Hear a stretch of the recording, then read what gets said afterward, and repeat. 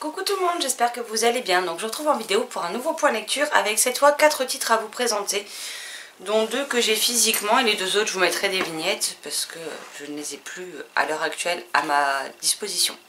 Donc on commence tout de suite avec le premier tome de Wonder Park qui s'appelle Libertat de Fabrice Collin, publié aux éditions Nathan. Donc dans ce livre on va suivre 3 enfants, Jen, Mervyn et Zoé, leur petite sœur, mais également une jeune fille au look assez particulier avec les cheveux noirs, assez mystérieuse, etc. qui se nomme Orage, qu'on peut voir ici sur la couverture. Donc Orage vit dans ce qui aurait dû être un parc d'attractions très prisé. Malheureusement, quelques semaines avant l'ouverture du parc, son père a disparu. Et c'était un parc à thème où, un peu à la manière de Disneyland, vous avez plusieurs parties. À Disney, vous avez pas l'entrée avec le château de la Belle au Bois dormant, vous avez Adventureland, etc. Et là, c'est pareil. Vous avez le monde qui est le parc d'attractions qui est découpé en plusieurs parties. Donc, voilà. Donc là, vous avez l'entrée, vous avez Libertat, Megalopolis, Cyclos, Ascaran, Discordia et Darkmoor. Personne n'a jamais mis les pieds réellement dans le parc, mais comme dans toute bonne cour d'école, hein, tout le monde raconte des petites histoires pour faire frémir leurs camarades. Les adultes défendent absolument aux enfants de s'approcher de ce parc puisqu'on ne sait toujours pas quel est le mystère qui s'est passé des années auparavant et que les adultes sont quand même très inquiets de ce qui peut s'y produire et du fait que les enfants se perdent aussi ou se blessent dans un parc abandonné. Mais voilà, notre trio de frères et sœurs va faire la rencontre d'Orage, ils vont se lier d'amitié avec elle et bien entendu ils vont découvrir le parc d'attractions. J'ai beaucoup aimé ce premier tome que j'avais déjà lu, que je vous avais déjà chroniqué. J'avais lu les tomes 1 et 2 que j'avais empruntés à la médiathèque. Malheureusement, c'est une série dont les tomes ne sortent pas spécialement, donc ils n'ont pas commandé la suite. Et Marilyn a gentiment accepté de me les prêter. Donc Marilyn Titoumamax du blog Sumary Books. Elle a gentiment accepté de me prêter la saga pour que je puisse les lire. Et donc j'ai relu ce tome-ci avec grand plaisir. Je préfère relire les tomes 1 et 2 afin de me plonger dans la suite et de pas trop être perdue. J'ai bien aimé le côté aventureux des enfants. Donc là on va découvrir un monde de pirates dans ce premier tome qui vaut son pesant d'or, hein, clairement. On a des personnages très atypiques, très caractériels aussi, il faut le dire. Mais j'aime bien ce principe qu'on suit toujours les mêmes personnages mais à chaque fois dans un lieu différent. C'est quelque chose qui me plaît beaucoup. Peut-être parce que justement j'aime beaucoup Disneyland Paris avec ses différentes atmosphères, on va dire, dans le parc. Et j'ai aimé retrouver ce petit côté Disneyland à travers ma lecture jeunesse. C'est vraiment une saga que je vous conseille, c'est écrit assez gros, c'est illustré. Les en-têtes de chapitres sont décorées. Vous avez ce type d'illustration, vous en avez également des plus petites. Voilà, pour la jeunesse, c'est quand même écrit très gros, ça fait environ 120 pages de mémoire, 130. Donc ce sont des illustrations également de Antoine Brivet, j'ai oublié de le préciser. Et je vais me plonger avec grand plaisir dans la suite pour pouvoir les rendre à Marilyn. Mais voilà, si c'est des livres, qui coûtent 10 € en moyenne. Donc si vous voulez des premières lectures pour les enfants à partir de, je dirais 8-9 ans, c'est quelque chose qui leur fera vivre des aventures avec à chaque fois un monde différent et avec des personnages attachants. Ensuite, je vais vous parler, et je vous le glisse là, de Je suis ton soleil de Marie Pavlenko aux éditions Flammarion Jeunesse. Ce livre a fait couler énormément d'encre à sa sortie l'an dernier, donc c'était juste avant l'été de mémoire. Et il me faisait super méga envie. Et plus les avis sont tombés, plus les avis étaient dithyrambiques et plus j'ai eu peur de le sortir malgré ma forte impression et ma forte envie de le lire. Et donc du coup je l'ai laissé traîner jusqu'au mois de mars où je l'ai lu en lecture commune avec Ombline du blog et du compte Instagram On Bouquine. Dans l'ensemble, Ombline a plutôt bien aimé, même s'il y a des choses qui l'ont chiffonné parce que ce n'était pas assez travaillé. Pour ma part, mon avis a été un peu plus compliqué, on va dire. Le premier tiers du roman, honnêtement, je me suis ennuyée. Honnêtement, Déborah, notre héroïne, m'a énervée. En fait, on y suit Déborah, une lycéenne, qui a sa meilleure amie, qui a découvert des choses sur ses parents, qu'elle ne sait pas, sur son père, qu'elle n'ose pas dire à sa mère, et elle se laisse ronger par ça. Mais ce qui m'a particulièrement agacée chez Déborah, c'est qu'elle se plaint en permanence de certaines choses, et elle ne fait rien pour que les choses s'arrangent. Et j'ai un problème avec les gens qui passent leur vie à se plaindre sans ne serait-ce que essayer d'améliorer les choses. Alors après, je sais bien, il y a des situations dans lesquelles on se plaint et on n'a aucune carte en main pour essayer d'arranger les choses, pour essayer que les semaines, les mois à venir soient meilleurs. Et ça, je comprends tout à fait. Maintenant, Déborah, elle a des cartes en main qui pourraient lui faire changer certaines choses. Et Déborah préfère s'apitoyer sur son sort que de tenter, ne serait-ce que de tenter. Je ne lui demandais même pas de réussir, mais au moins d'essayer de faire quelque chose. Or ça, elle ne le fait pas du tout. Elle est quand même très pleurnicharde au début et ça m'a quand même relativement gonflé, faut être honnête.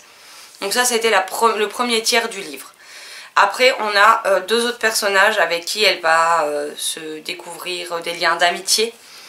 Pourtant, c'était pas spécialement gagné de prime abord. Et à partir du moment où ces deux personnages-là rentrent vraiment dans la vie de Déborah, il y a une sérieuse amélioration. C'est-à-dire que ce sont deux personnages qui ont beaucoup d'humour, qui ne se laissent pas forcément abattre par les défis que la vie peut vous lancer. Ils insufflent une dose de bonne humeur, une dose d'humour, une dose de réconfort, une dose de bonheur tout simplement qui vous fait décompresser parmi les à contrario par rapport aux problèmes en fait de Déborah. Et ils donnent vraiment un nouveau souffle au récit, une nouvelle dynamique. On va aborder encore plus de thématiques très importantes quand même, parce qu'on en a beaucoup, on a beaucoup de thématiques avec Marie Plavenko. Mais ce que j'ai aimé, c'est qu'elle les traite tous à sa manière, mais sans en délaisser complètement, sans en citer on va dire, pour ensuite les laisser traîner et ne pas revenir dessus. Alors oui, chaque thématique aurait pu être un peu plus développée, un peu plus approfondie. J'aurais aimé qu'il y ait un épilogue qui nous dise ce qu'il en était des années plus tard, ou en tout cas au moins 6 mois, 1 an plus tard, et ce n'est malheureusement pas le cas. Mais voilà, si le premier tiers du roman a été très compliqué pour moi, le second et le dernier tiers ont quand même été beaucoup plus intéressants, puisque du coup j'ai lu quasiment tout le reste du livre en une fois. Donc c'est qu'il y avait quand même du mieux. Après c'est sûr que moi j'ai fait l'inverse, j'ai lu Un si petit oiseau tout début février pour lequel j'ai eu un énorme coup de cœur et qui pour le coup m'a beaucoup plus touchée et captivée dès le début, donc avec lequel j'ai vraiment un ressenti qui est très haut placé et du coup c'est vrai que j'ai trouvé Je suis ton soleil quand même bien en dessous malheureusement. Mais bon, ce sont des choses qui arrivent. Ensuite, je vais vous parler d'un roman à partir de 9 ans, publié chez Ozu, que j'ai beaucoup aimé. On a Le Passeur de fantômes, le tome 1, L'élu, de Alain Grousset et Johan Elliot ou Elliott au scénario, avec des illustrations de Manuel Samberac, j'espère que ça se prononce comme ça, donc dans la collection Pas de géant Ozu roman. Donc c'est des petits livres à 5,95 € comme on a L'Appel du loup de Pascal Brissy dans la même collection mais pour l'âge un peu en dessous. Donc ici on va y suivre Malo, un jeune garçon, avec sa sœur Sophia, si je ne dis pas de bêtises, voilà, qui a 3 ans de plus que lui, donc Malo a 10 ans, Sophia a 13 ans. Avec ses parents, ils emménagent dans une nouvelle maison digne d'un film d'horreur, hein, puisqu'on a la maison quand même à l'aspect très délabré, un jardin en friche dont personne ne s'est occupé depuis très longtemps. Et quand ils vont aller ensuite à l'école, on va raconter à Malo que cette maison est hantée et qu'il y a des fantômes. Donc bien entendu, le garçon, même s'il n'y croit pas, il va quand même pas être très rassuré une fois la nuit tombée au moment d'aller se coucher. Et il va rencontrer un jeune garçon du nom de Jérémy qui vient tranquillement dans sa chambre alors qu'il n'est pas invité, hein, voilà, qui ne sait pas grand chose sur lui et qui est un fantôme justement. Donc les deux garçons vont apprendre à plus ou moins cohabiter ensemble, hein, même si ça doit pas être facile tous les jours. Malo va être très effrayé quand même par ce fantôme, hein, parce qu'il sait pas ce qu'il lui veut, il parle pas beaucoup, il est très discret, il sait rien de ce qu'il est, clairement. Et en fait on va suivre donc Malo dans cette nouvelle maison, dans cette nouvelle école, avec ce fantôme qui le suit absolument partout et dont il ne connaît pas les réelles intentions. Et j'ai trouvé que c'était vraiment hyper sympa. Alors déjà moi vous me mettez un jardin en friche avec une maison délabrée et je kiffe l'ambiance, clairement. J'adore ces ambiances très manoir hanté en fait, hein, clairement. J'en reviens à Disneyland, mais c'est vrai que par exemple j'aime beaucoup le manoir hanté quoi. Bon, même si clairement ça fait pas très peur, hein. En tout cas pas pour quelqu'un de mon âge et qui aime les films d'horreur comme moi. Mais j'ai bien aimé ce petit côté maison hantée, fantôme, à la Ghost Whisperer mais pour enfants. Et j'ai passé un excellent moment de lecture avec. On a des personnages très attachants comme Jérémy et Malo. On a des personnages très haut en couleur, on va dire, entre Silène, la jeune fille qu'il va rencontrer à l'école, qui est loin d'être aussi impressionnée par les fantômes. Je vous laisserai découvrir pourquoi. Mais aussi Octave qui franchement est un personnage dont je suis contente d'avoir fait la connaissance parce qu'il vaut le détour, ce personnage. Et il nous promet des moments... à la fois des moments touchants et à la fois des moments assez comiques dans cette histoire. Et franchement c'était une excellente lecture. Je vous montre comment il fait l'intérieur du livre. Parce que donc on a les en-têtes de chapitres qui sont comme ceci. Après voilà, il n'y a pas non plus 3 tonnes de texte, hein, c'est pour les enfants à partir de 9 ans. C'est écrit plutôt grand. Je vais essayer de trouver... voilà. Mais j'ai beaucoup aimé l'atmosphère, j'ai beaucoup aimé l'intrigue. Parce qu'il y a un petit côté enquête policière aussi derrière. J'ai beaucoup aimé l'atmosphère qui se dégage, le décor qui est planté, les personnages. Et je me plongerai avec grand plaisir dans la suite puisque c'est un tome 1. Donc j'espère que la suite sortira prochainement et ce sera avec plaisir que je plongerai dans un nouveau livre de la maison d'édition Ozo. Et pour finir, je vais vous parler d'un livre qui a frôlé le coup de cœur.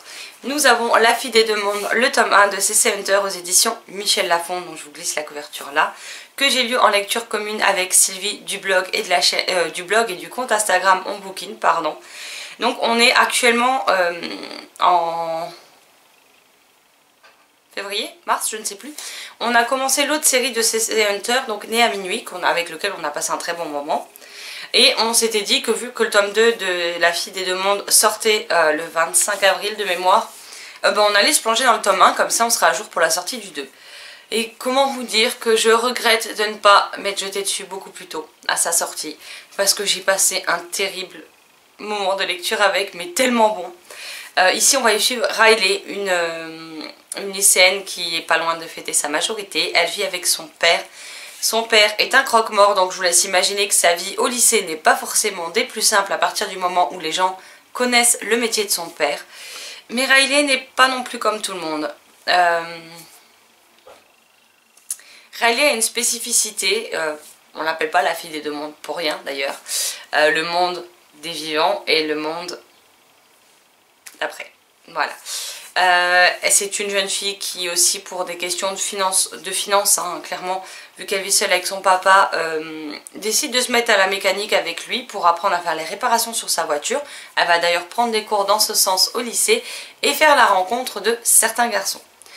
Mais elle va également faire la rencontre de plusieurs fantômes. Les fantômes en général veulent toujours quelque chose, soit c'est qu'on les aide à clore quelque chose qu'ils n'ont pas pu faire de leur vivant avant de passer dans l'au-delà, soit il y a de sombres choses qui tournent autour de leur décès et ils veulent que les choses, que la vérité éclate. Enfin, il peut y avoir tout un tas de choses comme ça. Ça peut être tout simplement que leur famille a encore besoin d'eux pour quelque chose et ils veulent pas quitter le monde des vivants tant qu'ils ne sont pas sûrs que leurs proches seront en sécurité. Enfin, il y a tout un tas de raisons en fait, hein. C'est comme dans les séries Ghost Whisperer, Supernatural et toutes les séries où on voit des fantômes en fait. S'ils restent, c'est que quelque part, il y a quelque chose qui les retient ici. Et du coup, Riley, notre héroïne, essaye de comprendre ce qu'il en est et de résoudre le problème du fantôme pour qu'il puisse partir sereinement vers l'ailleurs, vers l'après. Et ce livre a été, mais alors... captivante du début à la fin, j'avais clairement pas envie de m'arrêter. Sylvie c'était pareil, ça s'est lu mais d'une façon très rapide, très bien. Il est très addictif, les personnages sont touchants.